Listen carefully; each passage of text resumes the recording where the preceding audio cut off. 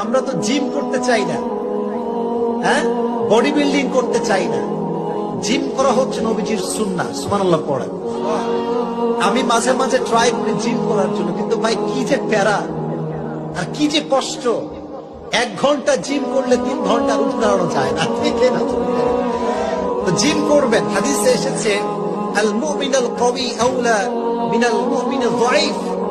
শক্তিশালী উত্তম, শক্তিশালী মুমিন দুর্বল মুমিনের চাইতে বেশি উত্তম। সুবহানাল্লাহ। আমরা তো জিম করতে চাই না, হ্যাঁ, বডি বিল্ডিং করতে চাই না। জিম করা হচ্ছে নবীজির সুন্নাহ। সুবহানাল্লাহ পড়েন। আমি মাঝে মাঝে ট্রাই করি জিম করার জন্য, কিন্তু ভাই কি যে প্যারা আর কি যে কষ্ট। 1 ঘন্টা জিম করলে 3 ঘন্টা উঠে দাঁড়ানো যায় না, ঠিক না?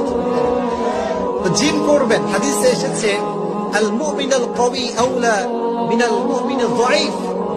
শক্তিশালী উত্তম, শক্তিশালী মুমিন দুর্বল মুমিনের চাইতে বেশি উত্তম। সুবহানাল্লাহ।